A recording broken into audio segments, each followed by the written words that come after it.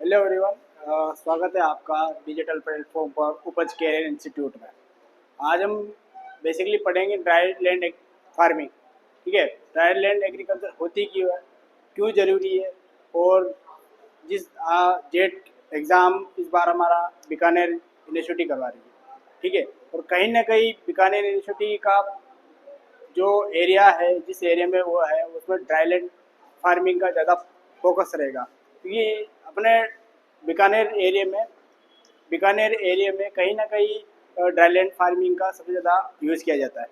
तो ठीक है, तो इस पर्पज़ के लिए हमें ड्राईलैंड फार्मिंग का सबसे ज़्यादा फोकस रखना है कि कहीं ना कहीं इसमें एक या दो क्वेश्चन आराम से जेट में बनने की संभावना है। ठीक है, तो हम शुरुआत करते हैं ड्राईलैंड फार्मिंग होती क्या है।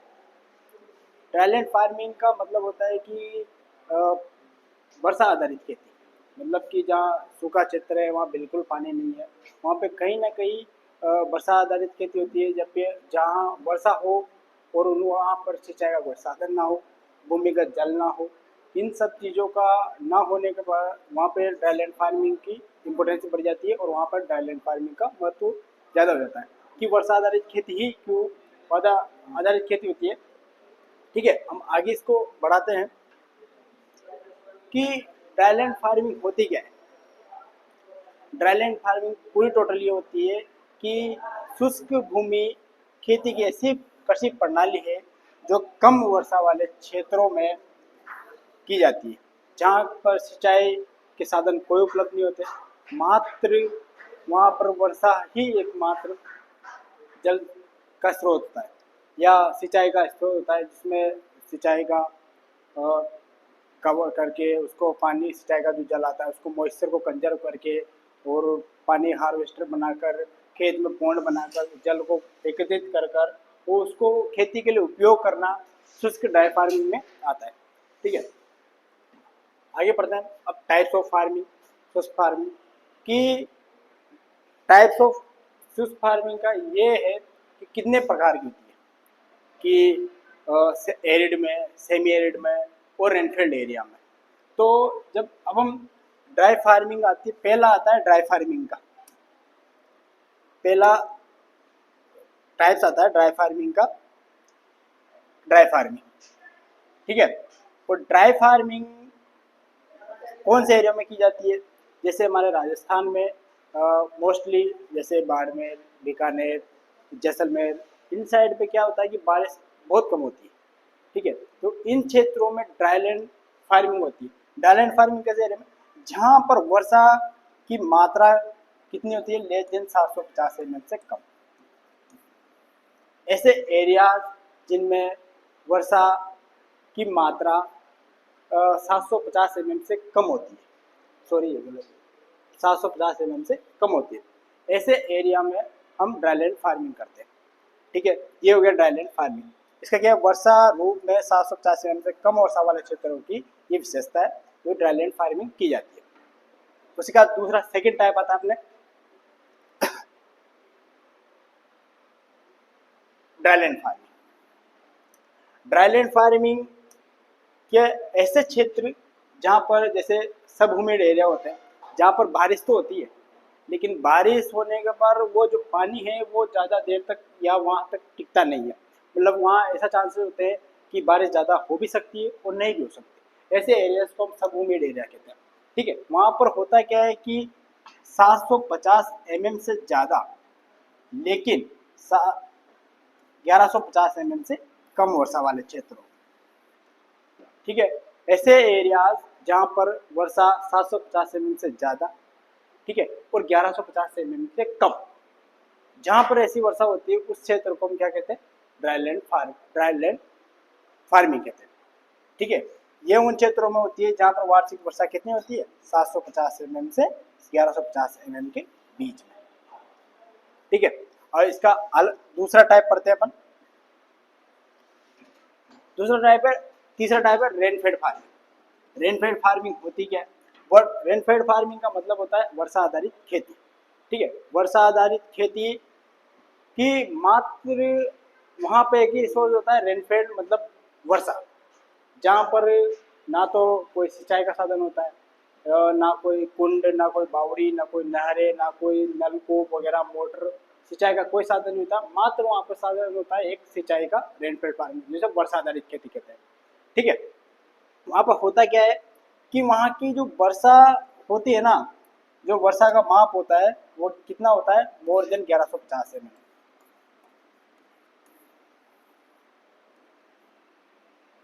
जहाँ पर ऐसा क्षेत्र जहाँ पर वर्षा की मात्रा 1150 mm से ज़्यादा होती है, उस क्षेत्र को हम क्या कहते हैं, ड्राईलैंड रेनफेड फार्मिंग। ठीक है, जहाँ पर कृषि उन क्षेत्रों में होता है जहाँ वार्षिक रूप से कितनी होती है, 1150 mm से अधिक वर्षा होती है।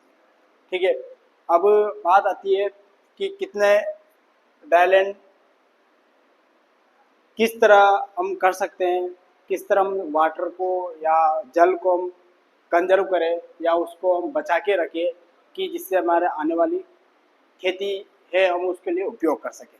ठीक है, कैसे ड्राई फार्मिंग, जैसे अपने राजस्थान में अधिकतर 70-60% ड्राई लैंड एरिया है। ठीक है, उस एरिया में अपन बढ़ती पॉपुलेशन के चलते हुए कहीं ना कहीं हमें उस क्षेत्र में फसल का उत्पादन करना जरूरी है। ठीक है, अब बढ़ती पॉपुलेशन और घटते लैंड की वजह से हम उसको कहीं ना कहीं हम उसको कंजर्व करेंगे और उसको बचाकर, उसको जल को, जब भी बारिश वाले खेत वो बारिश होगी उसको जल को बचाकर और हम उसको खेती के लिए उपयोग में करेंगे। ठीक है, तो हम किस तरह उसको बचा सकते हैं, किस तरह हम उसको यूज कर सकते हैं और क्या क्या एजेंट्स है या क्या क्या प्रक्रिया है जिनके द्वारा हम उनको कंजर्व कर सकते हैं और खेती खेती सुलभ बना सकते हैं शुष्क क्षेत्रों में। तो कुछ आता है जैसे सोइल मॉइस्चर कंजर्वेशन। पहला आता है सोइल मॉइस्चर कंजर्वेशन।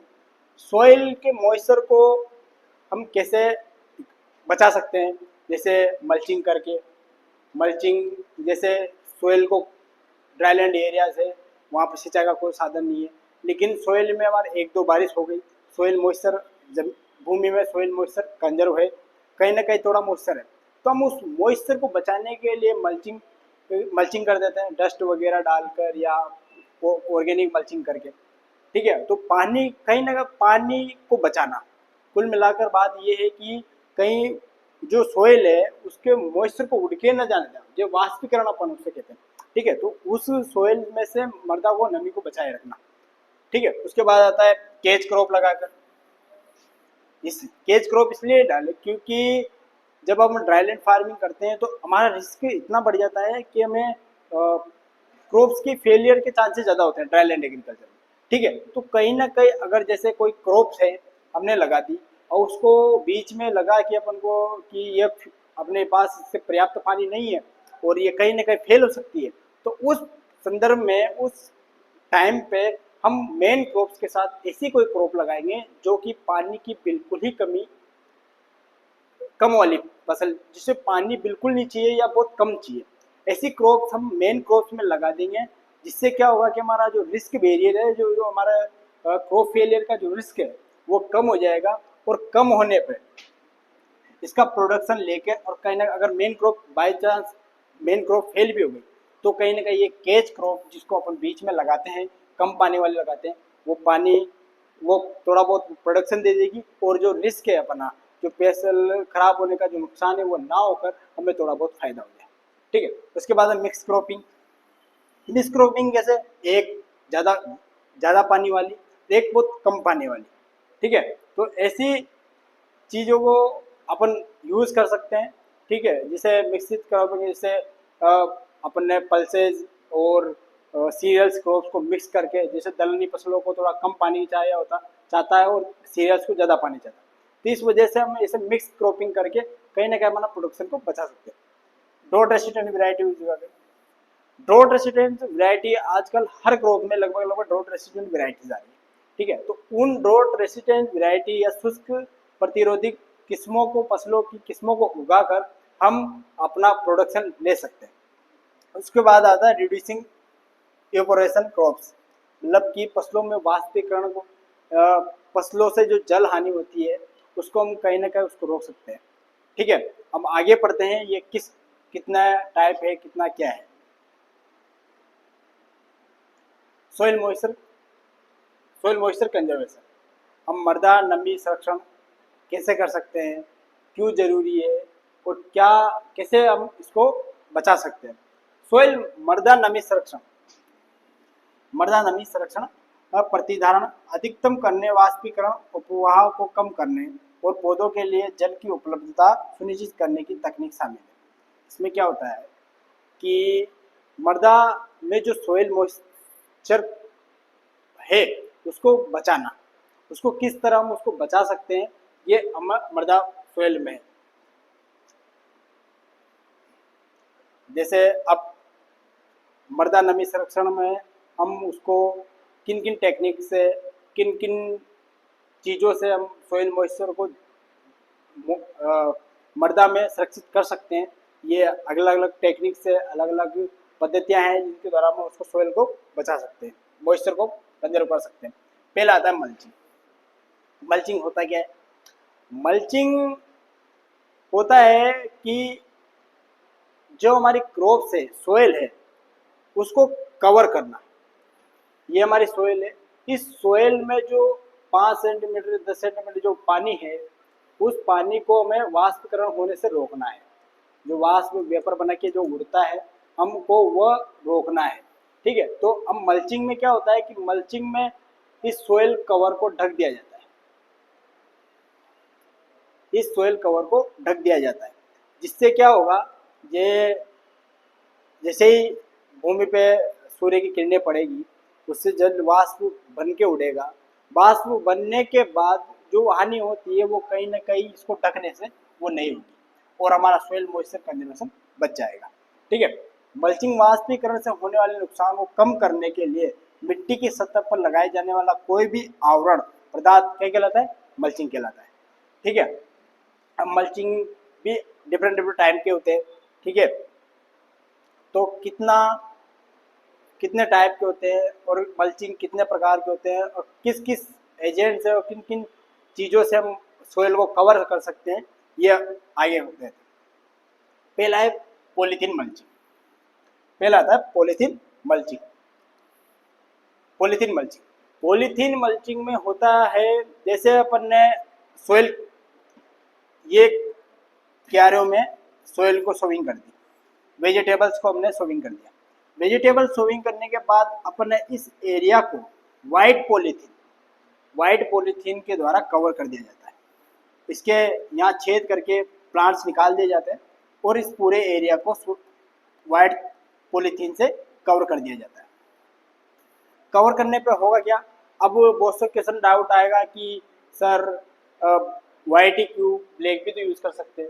लेकिन ब्लैक और वाइट इसलिए यूज़ करते हैं क्योंकि जब आपने देखा होगा कि ब्लैक कलर सूर्य की किरणों को ज़्यादा अवशोषित करता है, गर्म जल्दी हो जाता है। जब अगर ब्लैक पॉलीथीन को यहाँ पे यूज़ कर लिया गया, तो ब्लैक पॉलीथीन का यूज़ करने के बाद भूमि और इस ब्लैक पॉलीथीन जल्दी गर्म होगी और गर्म होने पे कहीं ना कहीं 5 से 10 डिग्री टेम्परेचर बढ़ जाएगा और 5 से 10 डिग्री टेम्परेचर बढ़ने पर ये जो सोइल मॉइस्चर है वो वह बनेगा और पूरा का पूरा जल हानि होगी। इस चीज़ को रोकने के लिए वाइट पॉलीथीन का यूज़ किया जाता है। क्यों? क्योंकि वाइट जो चीज़ होती है, वाइट पॉलीथीन होती है, वाइट पॉलीथीन कहीं सूरज की जो किरणें होती है उनको रिफ्लेक्ट करती है, मतलब कि सूरज की किरणों को अवशोषित नहीं करती है। वाइट कलर फसल जो सूरज की किरणें होती है उनको रिफ्लेक्ट करने का काम करता है, इसलिए हम सबसे ज़्यादा वाइट पॉलीथीन का यूज़ किया जाता है। ठीक है, इसमें वाइट पॉलीथीन को मृदा को ढक दिया जाता है, ठीक है, कवर कर दिया जाता है। ठीक है, इसी के साथ हम आगे बढ़ते हैं। इसमें मल्चिंग में और प्रकार, डस्ट मल्चिंग। डस्ट मल्चिंग होती क्या है? डस्ट मल्चिंग होती है कि मिट्टी की ऊपरी 5 सेंटीमीटर हिस्से को नष्ट करना डस्ट मल्चिंग कहलाता है। कैसे? ये सोइल है, ठीक है, ये 10 से 20 सेंटीमीटर 10 सेंटीमीटर की सोइल है। इस सोइल में सूक्ष्म रंध्र होते हैं जिनमें जल भरा होता है। अब वो कहीं ना कहीं वो जो रंध्र होते हैं वो आपस में जुड़े हुए होते हैं, आपस में जुड़े हुए होते हैं। अब आपस में जुड़े होने के कारण जैसे ही सूरज की किरणें इस पे पड़ेगी और वो जल जो भूमि गर्म होगी और गर्म होने के बाद जो ये जल है, ये पोर्स है जिनमें वाटर अवेलेबल है, वो वाष्प के रूप में ऊपर उड़ेंगे और वाष्प के ऊपर में उड़ने पर जल की हानि होगी। तो इस चीज को रोकने के लिए हम क्या करते हैं कि सोयल की जो ऊपरी भूमि है 5 सेंटीमीटर, 5 सेंटीमीटर भूमि, 5 सेंटीमीटर की जो ऊपरी लेयर है, ऊपर की जो सतह है, उसको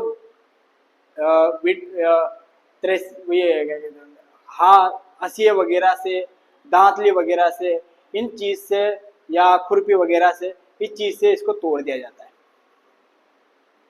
इस चीज को तोड़ दिया जाता है 5 सेंटीमीटर सोइल को, और तोड़ने के बाद इसको डस्ट कर दिया जाता है, डस्टिंग हो जाती है बिल्कुल ऐसे। ये सोइल है, इस सोइल की ऊपरी लेयर को तोड़ दिया जाएगा, जिससे क्या है माइक्रोपोर्स है ये आपस में जुड़े हुए हैं, वो डिस्टर्ब हो जाएंगे, और डिस्टर्ब होने के बाद ये बंद हो जाएंगे, और जो वाष्पीकरण के द्वारा जो जलहानि होती है वो नहीं हो पाएगी।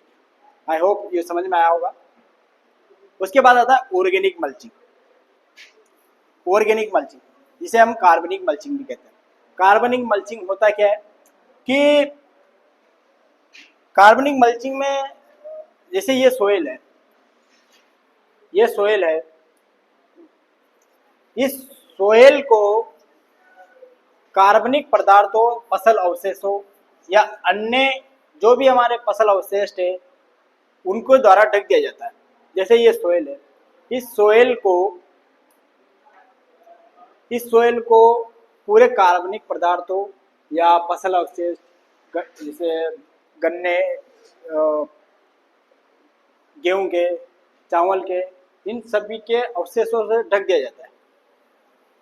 जिससे क्या होगा, सूरज की जो रिफ्लेक्ट किरणें पड़ेगी उनके द्वारा रिफ्लेक्ट नहीं, ये सोइल गर्म नहीं होगी, और गर्म होने के जो माइक्रोपोर्स में जो जल है वो ऊपर वाष्प बन के नहीं उड़ेगा, और वाष्प बनकर ना उड़ने पर ये हमारे साथ ये जल संरक्षण हो जाएगा, और जल संरक्षण होने का हमारा मेन मोटिव ही जल संरक्षण है।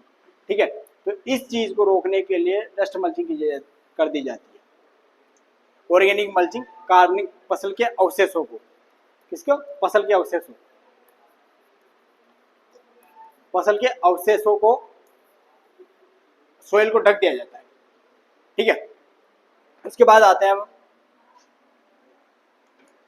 टाइप ऑफ वाटर शेड कि हमने पहला प्रकार पढ़ा मल्चिंग, लेकिन मल्चिंग तो हो गई। मल्चिंग के बाद होता है जैसे बहुत से रेनफेल्ड एरियाज होते हैं, उनमें 1 या 2 बारिश होती है, वो 1-2 बारिश होने के बाद अपन रन ऑफ वाटर होता है, जो एक्स्ट्रा पानी होता है, रन ऑफ वाटर होता है, जो बेकर कहीं ना कहीं बेकार हो जाता है, उस पानी को रोकने के लिए हम खेत में एक पॉन्ड तैयार कर लिया जाए, जिसे अपन क्या कहते हैं, वाटर शेड कहते हैं। ठीक है, और वाटर शेड भी अलग अलग प्रकार के होते हैं, उसमें कोई छोटा, कोई बड़ा, कोई 2-3 हेक्टेयर के लिए, कोई 5000 हेक्टेयर के लिए, कोई 10,000 हेक्टेयर के लिए, अलग अलग तरीके के पॉन्ड बनाए जाते हैं। ठीक है, पहला आता है अपने mini water shade. Mini water shade, mini water shade कितना होता है, 1 से 100 हेक्टेयर भूमि के लिए मिनी वाटर शेड को अपन यूज करते हैं 1 हेक्टेयर से, और इसको 10 हेक्टेयर से और 100 हेक्टेयर के लिए भी यूज किया जा सकता है। ठीक है, 1 से लेकर और 100 तक, और 10 से लेकर 100 तक, ये दोनों इसमें सही है। ठीक है, उसके बाद आता है micro water shade. Micro water shade ये इसी का एक बड़ा रूप है, जिसको 100 से और 1000 हेक्टेयर भूमि के लिए यूज में लिया जाता है। उसी के बाद आता है मिली water shade.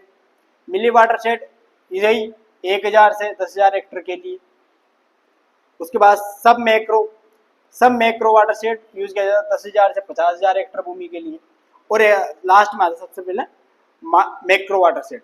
Macro water shade का यूज किया जाता है मोर देन 50,000 हेक्टेयर भूमि के लिए, जो कि बहुत बड़े स्तर पर बनाया जाता है, और बहुत कॉस्टली होता है, इसलिए अपने जो मार्जिनल फार्मर होते हैं बहुत कम यूज करते हैं इसको। जो बड़े बड़े फार्मर्स होते हैं या गवर्नमेंट ऑर्गेनाइजेशन के द्वारा, इनके द्वारा बनाया जाता है बड़ा, और ये सभी किसानों के लिए यूज में लिया जाता है। ठीक है, उसके बाद हम आगे चलते हैं कि वाटर के वाष्पीकरण को रोकने के लिए आगे हम क्या कर सकते हैं। हमने रीडिंग वेपोरेशन इन क्रॉप्स के द्वारा हम जल को कैसे रोक सकते हैं। ठीक है। तो जो पौधों में जल की हानि होती है वो 99% जल की हानि किसके द्वारा होती है? वाष्पीकरण के द्वारा। 99% जो पानी की हानि होती है वो किसके द्वारा होती है? वाष्पीकरण के द्वारा। तो इस वाष्पीकरण के द्वारा जो हानि होती है उसको रोकने के लिए हम क्या क्या कर सकते हैं? कैसी क्रॉप लगाए या ऐसे कौन सी एजेंट वगैरह छिड़के जिससे वाष्पीकरण ना हो और वाष्पीकरण ना होकर हमारा जल संरक्षण हो जाए। तो जो पौधों में जो मुख्यतः 99% जल की हानि होती है वो किसके कारण होती है? वाष्पीकरण के कारण। अब अब वाष्पीकरण को रोकने के लिए हम क्या क्या यूज कर सकते हैं? क्या यूज करते हैं? सबसे पहले आता है anti transparent agent. Anti transparent agent क्या होता है? तो एंटी ट्रांसपेरेंट का एक रसायन हो सकते हैं, पदार्थ हो सकते हैं जिनका इस्तेमाल कर कर फसल की पत्तियों से होने वाला वाष्पीकरण को हम रोक सकते हैं। ठीक है, कम किया जाता है। ठीक है, अब एंटी ट्रांसपेरेंट कितने प्रकार के होते हैं? वाष्पीकरण को एंटी ट्रांसपेरेंट कितने प्रकार के होते हैं कि क्या एजेंट हम यूज करें? जैसे लेयर के रूप में, मृदा के रंध्रों को, सोयल को, फसल के रंध्र को रोक बंद करने के लिए ग्रोथ, ऐसे कौन से एजेंट डाले जिससे पौधा अपनी मेच्योरिटी में आ जाए लेकिन उसका जल का हानि है वो रुके ना। रिफ्लेक्टिंग, जो कि सूरज की किरणों को रिफ्लेक्ट कर दे, फसल को ज़्यादा जल की हानि ना हो। ऐसे कुछ 4 प्रकार है। पहला था स्टोमेटा क्लोजिंग। स्टोमेटा क्लोजिंग को हम कहते हैं, हिंदी में कहते हैं रंध्र बंद करने वाले एजेंट। ठीक है, रंध्र बंद करने वाले एजेंट होते हैं 2,4-D। 2,4-D का मेनली यूज हर्बिसाइड में किया जाता है, ग्रोथ हार्मोन के रूप में भी किया जाता है और ये स्ट्रेस हार्मोन के रूप में भी किया जाता है। 2,4-D कब अगर लेस देन 20 ppm, अगर लेस देन 20 ppm में यूज किया जाता है तो ये ग्रोथ रेगुलेटर हार्मोन के रूप में काम करता है। ठीक है, या स्ट्रेस हार्मोन के रूप में भी काम करता है। उसके बाद अगर इसको मोर देन 20 ppm के रूप में यूज किया जाएगा तो ये हर्बिसाइड के रूप में यूज किया जाएगा। मेनली इसे चौड़ी पत्ती खरपतवार को यूज किया जाता है, जैसे गेहूं की फसल में। उसके बाद आता है एट्राजिन, जो कि मेनली एक हर्बिसाइड है। ठीक है, जिसका यूज अपन ये नॉन सिलेक्टिव होता है और ये फसल की जो स्टोमेटा क्लोज फसल होती है उसके रंध्रों को बंद कर देता है और रंध्रों को बंद करने के बाद बंद कर देता है, इससे फसल पूरी खत्म हो जाती है। लेकिन इसकी कम मात्रा का यूज करने पर ये फसल की जो रंध्र को कहीं ना कहीं थोड़ा कम कर देती है और कम करने के बाद फसल के जो जल की हानि होती है वो नहीं होती है और वो बच जाती है। पॉलीमेक्री मरकरी एसीटेट, पॉलीमरकरी एसीटेट, इसका उपयोग डिफरेंट अलग अलग तरीके से इसे स्ट्रेस एसीटेट भी कहते हैं। ठीक है, उसके बाद आता है एब्सिसिक एसिड, जिसे हम स्ट्रेस हार्मोन भी कहते हैं। जब जब पानी की फसल में कमी आएगी ये एब्सिसिक हार्मोन बनेगा और एब्सिसिक हार्मोन बनने के बाद ये पौधे अपनी पत्तियां गिरा देते हैं। ठीक है, जिससे ज़्यादा हानि ना हो और इसे हम स्ट्रेस हार्मोन कहते हैं, इस वजह से स्ट्रेस हार्मोन कहते हैं। और इसका उपयोग सबसे ज़्यादा एब्सिसिक हार्मोन, एब्सिसिक एसिड का सबसे ज़्यादा स्टोमेटा क्लोजिंग में यूज किया जाता है, जिसे हम स्ट्रेस हार्मोन कहते हैं। उसके बाद आता है फिल्म फॉर्मिंग। फिल्म फॉर्मिंग को कहते हैं हम परत बनाना, मतलब परत चढ़ जाना। किसी भी चीज को अगर अपन ढकना है तो उस पर एक परत लेयर चढ़ाई जाती है। ठीक है, उसी प्रकार जब हम फसल होती है, फसल पर हम मोम, सिलिकॉन ऑयल, मोम और हेक्साडेकानोल इसका उपयोग करके छिड़काव कर देते हैं, जिससे जो फसल होती है उसकी पत्तियों पर लेयर बन जाती है और लेयर बनने से जो सूरज की जो किरणें आती है उससे प्लांट की लीव्स पे जो गर्म होती है वो वाष्पीकरण, जो रंध्र होते हैं रंध्रों से वाष्पीकरण की जो प्रक्रिया होती है वो लेयर चढ़ने के बाद वो जल को हानि नहीं होने देते हैं। इस वजह से परत वाले या वैक्स को हेक्साडेकानोल को यूज किया जाता है। उसके बाद आता है रिफ्लेक्टिंग एजेंट। रिफ्लेक्टिंग एजेंट कैसे कि आपने देखा होगा कि जब रोड साइड चलते हैं, रोड साइड पे गवर्नमेंट अब पेड़ पौधों पे व्हाइट कलर का ऐसे बैंड नीचे से और व्हाइट कलर का पोत देते हैं, कलर कर देते हैं व्हाइट कलर। वो इसलिए करते हैं क्योंकि उन पौधों को कहीं ना कहीं जल देने वाला कोई नहीं है, वो वर्षा पर ज्यादा देते हैं। ठीक है, तो ये क्या करता है कि जो व्हाइट कलर का जैसे चूना और डेकानोल, केवलिन, इनको यूज कर कर व्हाइट कलर के ये एजेंट होते हैं, इनको सोइल ये क्रॉप पे छिड़क दिया जाता है।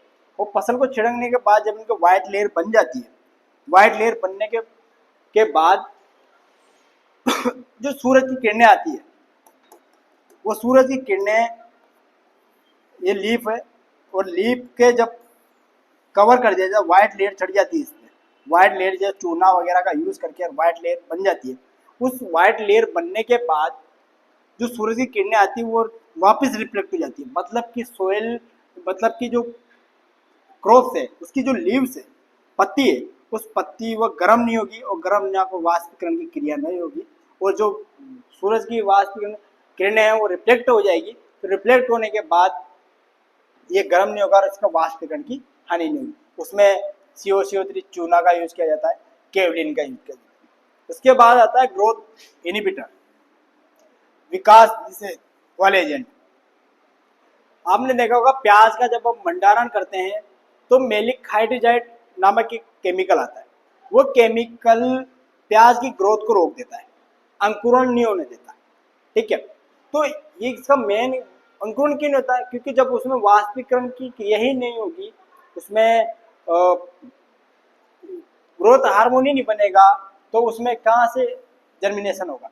इस चीज को जैसे MH, साइकोसेल, इन चीजों का यूज करके वो ग्रोथ को रोक दिया जाता है, और ग्रोथ को रोकने के बाद इनमें जो वाष्पीकरण की क्रिया होती है वो नहीं होती है।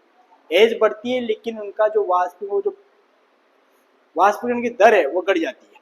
ठीक है, तो ये 4 एजेंट है जिनके द्वारा हम बारी बारी से यूज करके और जलहानि को, फसल से जलहानि को रोक सकते हैं। और केज क्रॉप आपको बताया मैंने अभी थोड़ी देर पहले, ऐसी फसल जो जल्दी पकती है और जिसे 2 मुख्य फसलों के बीच एक ही फसल के मौसम में 2 पंक्ति के बीच उगाने के लिए इस्तेमाल किया जाता है, जिससे जैसे मस्टर्ड, पी और बार्ले। इनका उपयोग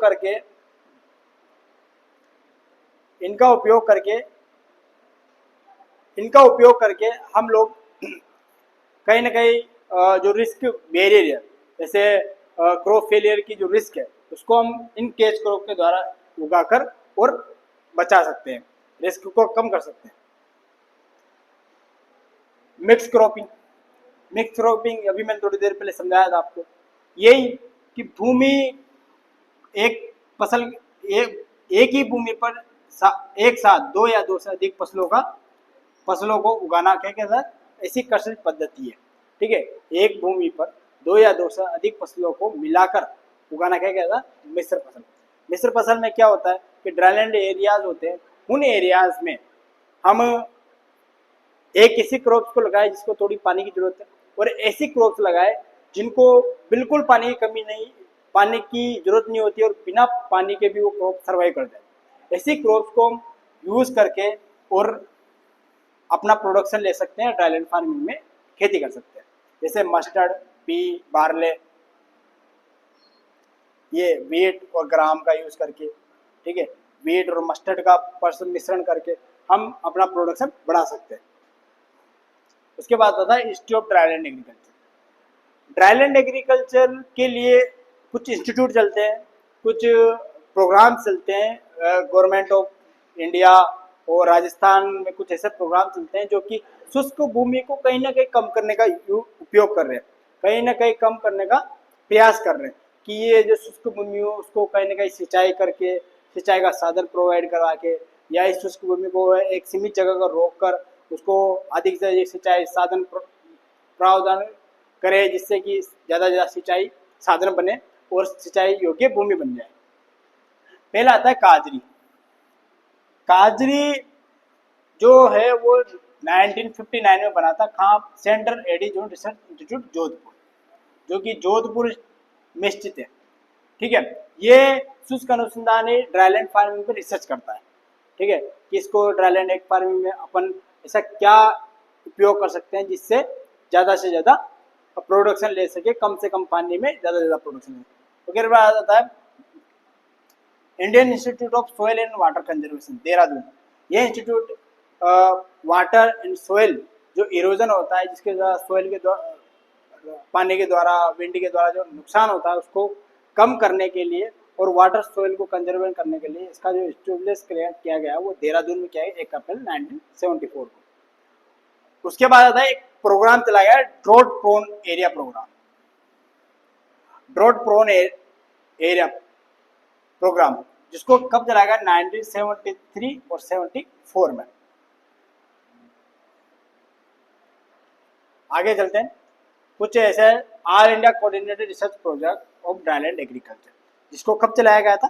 उसको चलाया गया था 1970 में। ठीक है, अब ड्राईलैंड कोऑर्डिनेटेड रिसर्च ये पूरे ऑल इंडिया में ही चलाया गया है और ऑल इंडिया में चलता है, जिसको चतुर्थ योजना के समथिंग इसको चलाया जाता है। ठीक है, उसके बाद आता है most important Central Institute of Arid Horticulture 1993 Bikaner में। इस बार जेट का एग्जाम बीकानेर बना रही है। ठीक है, तो कहीं ना कहीं बीकानेर यूनिवर्सिटी इस ड्राईलैंड फार्मिंग में से क्वेश्चन पूछेगी। ठीक है, तो हो सकता है कि वो अपना ही इंस्टीट्यूट का नाम पूछ ले। ठीक है, तो ये इम्पोर्टेंट हो जाता है। ये कब बना था? 1993 में। इसे हिंदी में शुष्क भूमि कृषि के लिए अखिल भारतीय समिति अनुसंधान परियोजना केंद्रीय शुष्क बागवानी संस्थान Bikaner 1993। ICRISAT international crop research institute for semi arid tropics, ये जो कहाँ किस एरिया में बनाया गया था? 1972 में। ये कहाँ बनाया गया था? 1972 में। कहाँ पर? हैदराबाद। अब हैदराबाद बनाया गया है। ये सोरगम, परमिलेट और पिजन पी और ग्राउंड इन क्रॉप्स को रिसर्च के लिए, इन क्रॉप्स पे रिसर्च करने के लिए एक्रिसेट काम करता है। ठीक है, जिससे कि ड्राईलैंड एग्रीकल्चर, ड्राईलैंड फार्मिंग में सेमी ट्रॉपिक्स एरियाज में हम कैसे ज़्यादा से ज़्यादा प्रोडक्शन ले सकते हैं। बाजरा, हर, चना, मूंगफली इनमें यूज किया जाता है। उसके बाद कुछ स्पेशल पॉइंट है, जैसे एनुअल इंडिया की रेनफॉल होती है 1190 1190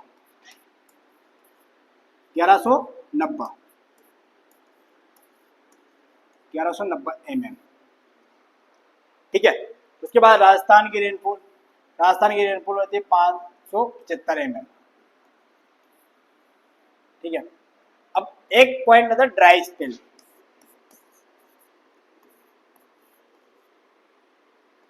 ड्राई स्पेल जिसे हम कहते हैं शुष्क अवधि।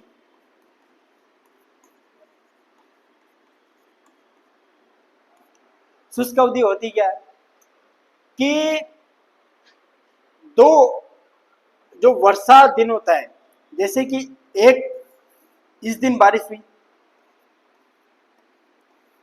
एक आज के दिन बारिश हुई और इसके बाद 3 दिन बारिश हुई, मतलब कि आज की डेट है 9 तारीख।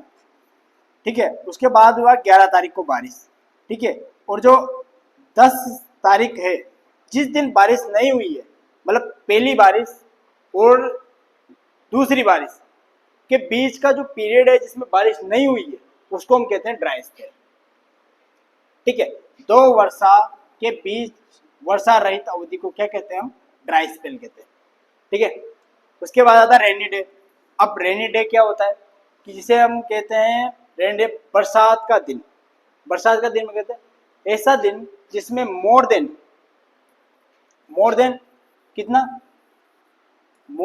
2.5 mm से ज्यादा वर्षा होती है। 5 mm से ज़्यादा वर्षा होती है उसे हम क्या कहते हैं, रेनी डे कहते हैं। ठीक है, उसके बाद आता है क्रॉप रेनी डे। ये तो हो गया रेनी डे, मतलब रेनी डे मतलब कि वर्षा का दिन। ठीक है, अब फसल के लिए कितना रेनी डे होता है जिसको फसल बारिश हो जिससे कि फसल की जो आवश्यकता है वो पूर्ति हो सके, वो आता है रेनी क्रॉप रेनी डे।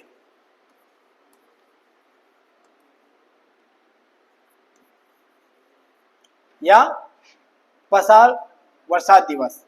पसार वर्षा दिवस होता है, या चॉइस कर लेना। ठीक है,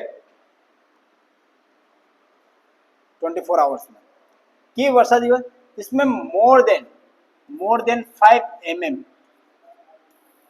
ऐसा दिन जिस दिन मोर देन 5 mm से ज्यादा वर्षा होती है 24 आवर्स में, मतलब 24 घंटे में मोर देन 5 mm से ज्यादा वर्षा होना, वो क्या कहलाता है, फसल वर्षा दिवस। ठीक है, देखो मैं आशा करता हूँ कि आप लोगों को ये सब चीज़ समझ में आएगी। ड्राईलैंड एग्रीकल्चर बहुत इंपॉर्टेंट चैप्टर है। इस बार जेट का एग्जाम बीकानेर यूनिवर्सिटी बनानी, तो कहीं ना कहीं वो इसमें से इंपॉर्टेंट क्वेश्चन पुटअप करने की कोशिश जरूर करेगी, और इसमें से एक दो या दो क्वेश्चन तो मिनिमम मान के चलो कि इस बार आएंगे ही आएंगे। धन्यवाद, थैंक यू।